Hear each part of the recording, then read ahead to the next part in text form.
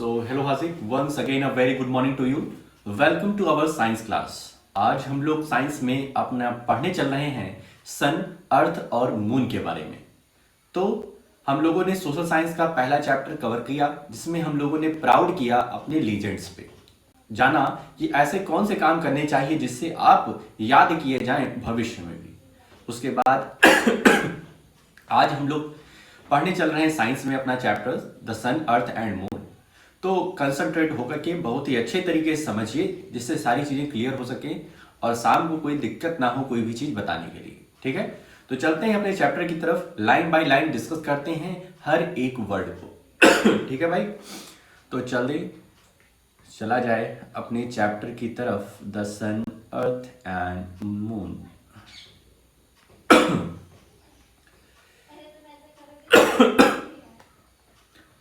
तो ये रहा अपना chapter number 12, earth, sun and moon.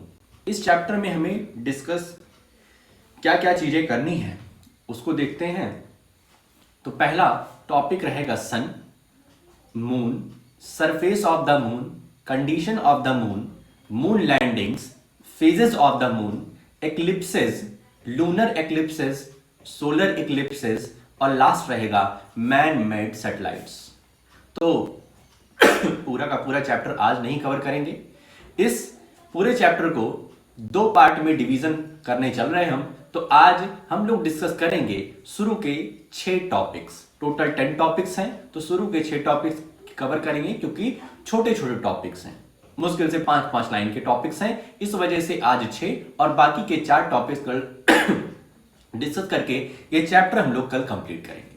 तो आज सन के बारे में डिस्कस करेंगे कि सन क्या चीजें हैं, the moon, surface of the moon, condition of the moon और मून लैंडिंग्स और लास्ट में फेजेस ऑफ द मून के बारे में। सबसे पहले आता है द सन। सन को भाई साहब देखिए, एक अल्टीमेट सोर्स ऑफ एनर्जी है। अगर सन ना हो तो कुछ भी ना हो। ठीक है, अगर सन एग्जिस्ट ना करे तो कुछ भी एग्जिस्ट नहीं करेगा, इस बात को अच्छे से समझ लो। We have already learn that the sun is a big ball of hot and burning gases. जो हमारा सन है ये गैसेस, कई सारी गैसेस मिल करके बनाती हैं सन को और बहुत ही गर्म होता है, इतना गर्म कि क्या ही कहा जाए। It is mostly made up of hydrogen.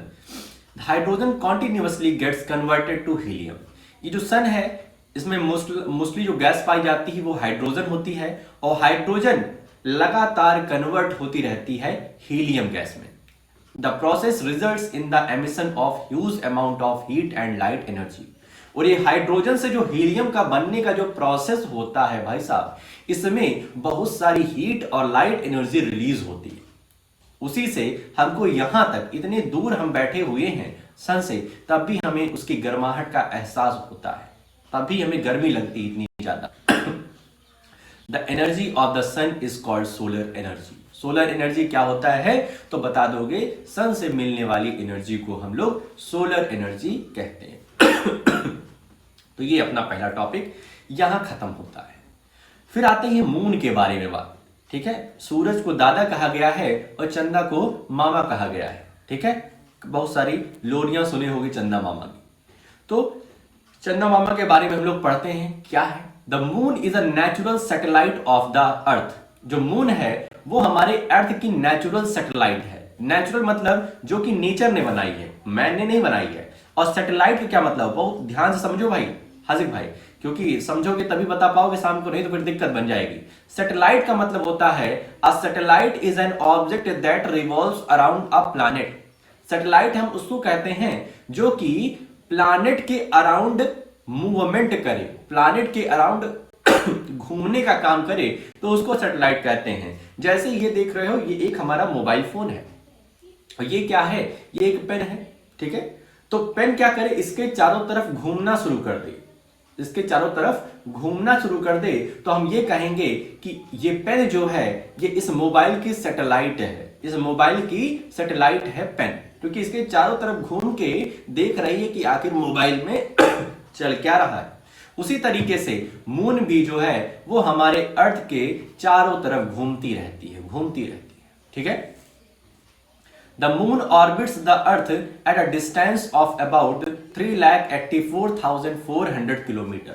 मतलब हमसे और चंदा मामा की जो दूरी है वो 3,84,400 किलोमीटर है। It is the closest neighbour of the earth in space. और यदि स्पेस की बात करें, यदि इस स्पेस की बात करें, अंतरिक्ष की बात करें, तो सबसे पास में जो हमारे पास हेवनली बॉडी है वो मून है। The moon is very small as compared to the sun. अब देखो हमें यहां से सन और मून का जो शेप दिखाई देता है वो एक जैसा दिखाई देता है, लगता है कि दोनों बराबर है, लेकिन ऐसा नहीं है। जो मून है वो सन से बहुत बहुत बहुत ही ज्यादा छोटी है, ठीक है बात। But it looks of the same side. This is because the moon is much closer to the earth than the sun. ये ऐसा इस वजह से क्योंकि अर्थ से मून की दूरी बहुत ही कम है सन के कंपैरिजन में। The moon is about 1/4 of the size of the अर्थ। जो अर्थ की साइज है उससे लगभग 1/4 छोटा है हमारा मून, ठीक है। मतलब मून काफी छोटा है अर्थ से। It does not have any light of its own. Moon के पास कोई अपनी खुद की लाइट नहीं होती है, ये सन से लाइट लेकर के, सन की लाइट जब इस पर रिफ्लेक्ट होती है तब ये जाकर के चमकते हैं। It is the brightest object in the night sky. रात के समय में चंदा मामा सबसे ज्यादा चमकने वाले बॉडी होते हैं, सबसे ज्यादा चमकने वाला ऑब्जेक्ट होता है। तो यहां पर देख लो, ये सेकंड पिक हमने लगाई है, इसमें देखो अर्थ के चारों तरफ ये सन, अर्थ के चारों तरफ ये मून क्या कर रहा है, रिवॉल्व कर रहा है, घूम रहा है, इधर से उधर, उधर से इधर, उधर से इधर। तो इसलिए हम कह सकते हैं कि मून जो है वो अर्थ की क्या है, नेचुरल सैटेलाइट है, ठीक है। अपने तीसरे टॉपिक पे आते हैं, surface of the moon. Moon का सरफेस, तो यहां पर पिक तुमको दिख रही होगी कि किस तरीके से बहुत ही ऊबड़ खाबड़ रास्ता है यहाँ का। कहीं पे तुम्हें पहाड़ दिखाई देंगे तो कहीं पर गड्ढे दिखाई देंगे, क्रेटर्स दिखाई देंगे, ठीक है, दिख रहा है ना, कहीं कहीं गड्ढे तो कहीं पे जमीन उठी हुई है। तो ऐसा क्यों हो रहा है, इस तरीके से उबड़ खाबड़ जमीन क्यों है यहाँ की, इसको जानते हैं अपने इस topic surface of the moon में। The moon is about 4500 million years old, almost the same age the earth. कह रहे हैं अर्थ की उम्र और मून की उम्र लगभग सेम है। तभी तो भाई चंदा मामा कहते हैं, धरती को हम माँ कहते हैं और चंदा को मामा कहते हैं। मतलब धरती और चंदा एक साथ जन्म लिए हैं, ठीक है, भाई बहन के रूप में हम देखते हैं। तो इसीलिए 4500 मिलियन ईयर्स ओल्ड हैं और जिस तरीके से अर्थ की जितनी उम्र है लगभग मून की भी उतनी उम्र है। Its surface is made up of rocks and dust. इस मून का जो सरफेस है ये डस्ट और रॉक से मिल करके बना हुआ है। There are big mountains and deep craters. Craters मतलब जानना, जो गड्ढे होते हैं, ठीक है, जो गड्ढे होते हैं वो क्रेटर्स बोलते हैं, और बहुत ही गहरे गहरे गड्ढे होते हैं और बहुत ही बड़े बड़े माउंटेन भी होते हैं। The craters have been formed due to the impact of colliding meteors. Meteors याद आ रहा है कुछ? PT2 में हम लोगों ने डिस्कस किया था कि मीटियोर्स जो होता है वो अर्थ की तरफ जब अप्रोच करता है तो मीजोस्फेयर जो हमारे एटमॉस्फेयर का एक लेयर होता है उस मीटियोर्स को वहीं पर जला करके राख कर देता है, खत्म कर देता है। तो अपने अर्थ के पास तो मीजोस्फेयर है भाई, अर्थ के पास एटमॉस्फेयर है, लेकिन मून के पास कोई एटमॉस्फेयर नहीं है। वहां पे मीजोस्फेयर, स्ट्रेटोस्फेयर, लिथोस्फेयर, एक्सोस्फेयर ये सब स्फेयर नहीं है, वहां पर एटमॉस्फेयर नाम की कोई चीज नहीं है। तो भाई साहब मेटियोर्स आकर के बहुत तेजी से इनको हिट करते हैं और जब इसके सरफेस पर हिट करते हैं तो यहां पर बड़ा सा गड्ढा बन जाता है।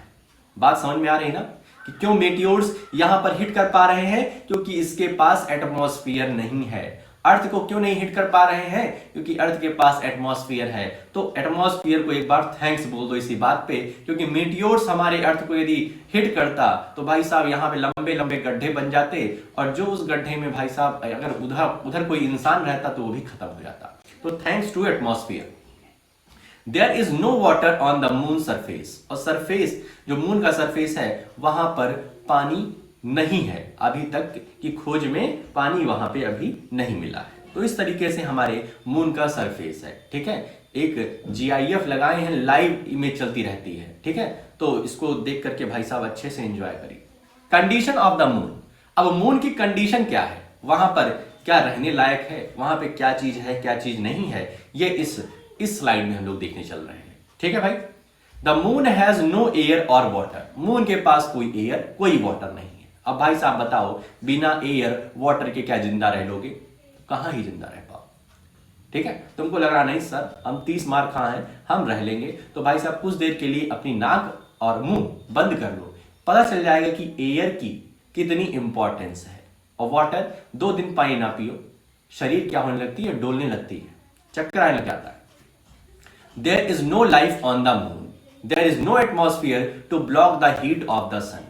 सन की हीट को ब्लॉक करने का इसके पास कोई एटमॉस्फेयर नहीं है, ठीक है। एटमॉस्फेयर बहुत ही यूजफुल है, इस बात का ध्यान रखो। During the day it is very hot and the temperature rises to about 100 degree Celsius. कह रहे हैं कि दिन के समय में जब चंद्रमा जब सूरज निकलते हैं तो ये हमारा मून इतना हॉट हो जाता है, 100 डिग्री सेल्सियस तक इसका टेम्परेचर पहुंच जाता है, मतलब उबलता हुआ पानी जैसे होता है। और शाम के समय में and at night it becomes very cold as a temperature dips to about -150 degree Celsius. मतलब रात के समय में लगभग -150 डिग्री सेल्सियस टेम्परेचर हो जाता है। तो मतलब देख रहे हो कि दिन में बहुत ही ज्यादा गर्मी रहेगी यहां पर, और रात में बहुत ही ज्यादा कड़ाके की सर्दी पड़ेगी। यह है मून की condition. Since there is no atmosphere, meteors from space crash onto its surface, forming huge craters. वही पुरानी बात कि मून के पास कोई एटमॉस्फेयर नहीं है, तो मीटियोर्स जो होते हैं ये हमारे जब मून की तरफ अप्रोच करते हैं तो वहां बड़े बड़े क्रेटर्स क्रिएट कर देते हैं, गड्ढे क्रिएट कर देते हैं।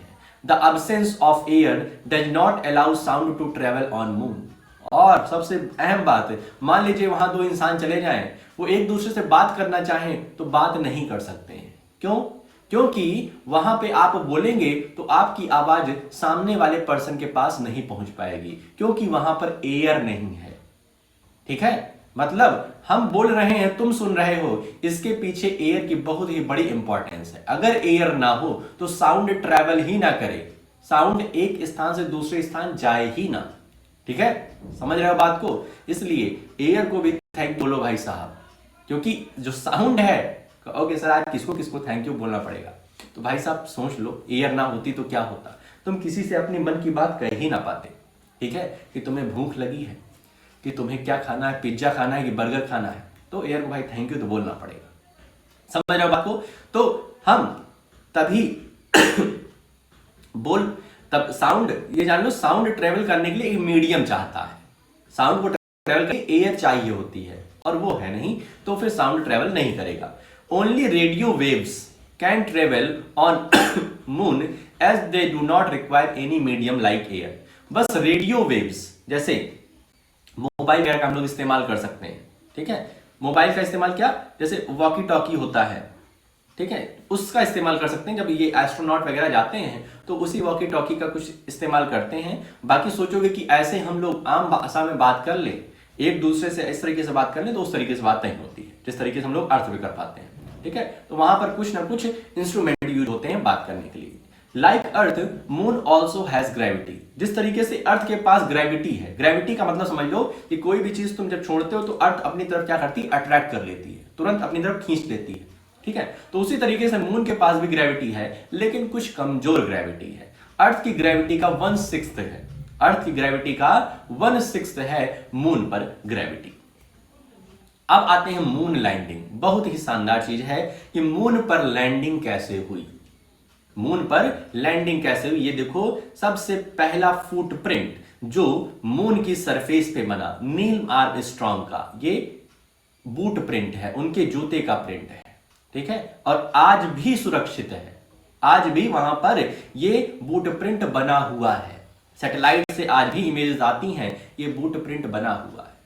1969 की बात है, 1969, कितने साल बीत गए, लेकिन अभी भी वो बूट प्रिंट बना हुआ है। अर्थ पे तुम कोई बूट प्रिंट बना दो तो 1 हफ्ता भी नहीं चल पाता, 1 हफ्ते में वो मिट जाता है। क्यों? क्योंकि अपने यहाँ एयर है, अपने यहाँ आंधी आती है, तूफान आता है, वहां पे आंधी तूफान नहीं आता है, क्योंकि वहां एटमॉस्फेयर नहीं है। एटमॉस्फेयर होता तो हवा चलती, और हवा चलती तो यहाँ की मिट्टी उड़ जाती, लेकिन वहां पर तो ऐसा है नहीं, वहां से मेटियोर्स गिरते हैं, और मेटियोर्स इस पर नहीं गिरे, इस वजह से अभी तक ये बूट प्रिंट वहां पे जिंदा है इनका। The first spacecraft to land on the moon was Apollo 11। Moon पर लैंड करने वाला सबसे पहला स्पेसक्राफ्ट अपोलो 11 था। ये अपोलो 11 की इमेज है, और इससे वो निकलने वाले नील आर्मस्ट्रांग जी हैं। यहां पर देखो कई सारे बूट प्रिंट इनके बन गए हैं। It carried 3 astronauts, Neil Armstrong, Edwin Aldrin and Michael Collins. तो वहां पर इस स्पेसक्राफ्ट से 3 एस्ट्रोनॉट गए हुए थे, नील आर्मस्ट्रांग, एडविन एल्ड्रिन और माइकल कॉलिन पहली बार चांद पर पहुंचने वाले आदमी हुए। On 21st July 1969, Neil Armstrong created history by becoming the first human to set his foot on the moon. 21st July 1969 वो दिन था जब किसी इंसान ने अपने पैर मून के सरफेस पे रखा।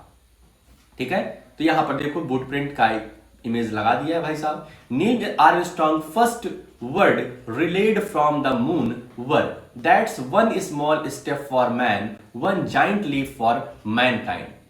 वहां से नील आर्मस्ट्रांग ने कहा कि यह एक स्मॉल स्टेप है मून पर पहुंचने का। क्या लिखा है? That's one small step for man. ये इंसान का एक छोटा सा स्टेप है, लेकिन one giant leap for mankind, लेकिन इंसानियत के लिए, इस इंसानी जो जाति है इसके लिए एक लंबी छलांग है। मतलब अभी तो ये छोटा सा रूट दिख रहा है, छोटा सा स्टेप दिख रहा है कि हम मून पर क्या रख दिए हैं, अपने पैर रख दिए हैं, लेकिन आने वाली जो जनरेशन है उसके लिए एक छलांग है। उसके लिए अब क्या बन गया है भाई, उसके पहले कोई गया नहीं था मून पर, सबको डर लगती थी। जैसे किसी स्थान पर कभी ना गए हो तो वहां पे डर लगती है कि भूत होगा, ये होगा, वहां डरावनी आवाजें आती हैं। लेकिन जब वहां पर एक बार तुम चले गए तो अब उसको एक्सप्लोर करोगे अच्छे से। अब वहां पर चीजों को ढूंढोगे कि यहाँ पे कौन कौन सी चीजें हमें मिल सकती हैं, क्या पानी मिल सकता है, क्या वहां पर प्लांट उगाए जा सकते हैं, मतलब कई सारी चीजें अब हो सकती हैं। अपोलो 11 के बाद ही तो देखो कितने सारे फिर मिशन हुए, चंद्रयान 1, चंद्रयान 2, चंद्रयान 3 अपने यहां से गए, ठीक है, और सक्सेस भी हासिल कर रहे हैं। तो इस तरीके से जो इन्होंने कहा था that is one small step for man, ये एक छोटा सा स्टेप है, लेकिन आने वाली जनरेशन के लिए ये एक लंबी छलांग है। जाइंट लीप, लीप मतलब होता है छलांग है। He was soon joined by Edwin Aldrin. अब भाई साहब नील आर्मस्ट्रांग तो निकल गए और एकदम भाई चौड़े होकर के वहां घूम रहे हैं, तो एडविन एल्ड्रिन भी निकले, क्या है कि हम भी आ जाए, क्योंकि भाई साहब आए हैं स्पेसक्राफ्ट में बैठे हैं तो हम भी उतर के थोड़ा सा मौज मस्ती कर लें। The rocks and samples they carried from moon helped us to know more about our nearest neighbor in space. The rocks and samples they carried from moon helped us to know more about our nearest neighbor in space. वहां से ये लोग कुछ क्या करे, वहां से कई सारे सैंपल्स ले आए, ठीक है, मिट्टी के सैंपल लाए, माउंटेन के सैंपल, जो जो वहां पर इनको मिला सबको थोड़ा थोड़ा करके ले आए और यहां पर स्टडी किए, जिससे स्टडी करने से अब नई नई चीजें वहां पर मिल रही थी, नई चीजों को खोजने का, एक्सप्लोर करने का एक माध्यम बन चुका था। ठीक है, तो इस तरीके से मून लैंडिंग का ये टॉपिक खत्म होता है। अब आज का अपना last topic, phases of the moon. Moon के कई फेज हमें दिखाई देते हैं, कभी वो छोटा सा दिखाई देता है, कभी बड़ा, कभी उससे बड़ा, कभी उससे बड़ा, कभी पूरा का पूरा दिखाई देता है मून, और कभी बिल्कुल ही नहीं दिखाई देता है। ऐसा होता है कि नहीं होता है कि सिर्फ हमारे यहाँ प्रतापगढ़ में होता है? तो नहीं, ये पूरी दुनिया में होता है इस तरीके से। यहां पर देखो ये हमारी अर्थ है और ये मून क्या कर रहा है, इसका चक्कर लगा रहा है, और इसका चक्कर लगाने में यहां से स्टार्ट कर रहा है, यहां से स्टार्ट कर रहा है और इसको चक्कर लगाने में लगभग देखो 0 1 2 3 4 5 6 7 8 9 10 11 12 19 20 लगभग 29 डेज लग रहे हैं। ठीक है, 28 डेज से कुछ ज्यादा लगता है, 28 डेज से कुछ घंटे ज्यादा लगते हैं हमारे मून को एक कंप्लीट रिवॉल्यूशन करने में। ठीक बात। When the moon revolves around the earth, its shape appears to change day by day. जब हमारा मून अर्थ के चक्कर लगाता है, अर्थ के चक्कर लगाता रहता है, तो इसका शेप हमें हर रात अलग अलग दिखाई देता है। ठीक है, रहता वो वैसा ही है, गोल गोल ही होता है, लेकिन हमें अलग अलग दिखाई देता है। The changing shapes of the moon are called phases of the moon. ये जो मून का शेप चेंज हो रहा है इसी को फेजेस ऑफ द मून कह रहे हैं। The moon takes about 28 days to complete one revolution of the earth. ठीक है, मतलब अर्थ का एक कंप्लीट चक्कर लगाने में मून को 28 डेज का समय लगभग लगता है। ठीक है, the period of rotation and revolution of the moon is the same. यहां पर देखो दो वर्ड आ रहे हैं, बहुत ही कंफ्यूज करते हैं, रोटेशन और रिवोल्यूशन। देखो जब ये जो मून है ये अर्थ का चक्कर लगाती है तो दो तरीके से मूवमेंट करती है। एक मूवमेंट होता है वो अपनी ही जगह पर थोड़ा थोड़ा घूमती रहती है, और एक मूवमेंट है कि वो पूरी की पूरी अर्थ का चक्कर लगा रही है। दो मूवमेंट कि एक इस तरीके से, जैसे ये मार्कर है ये अपनी जगह पे घूम रहा है ऐसे, और दूसरा काम क्या कर रहा है, इस मोबाइल के आगे पीछे भी घूम रहा है। तो दो तरीके का मूवमेंट किया रहा। उसी तरीके से मून भी कर रहा है कि अपनी जगह पर जब घूम रहा है, अपनी ही जगह पर जब घूम रहा है तो इसको कहेंगे रोटेशन, इसको कहेंगे रोटेशन।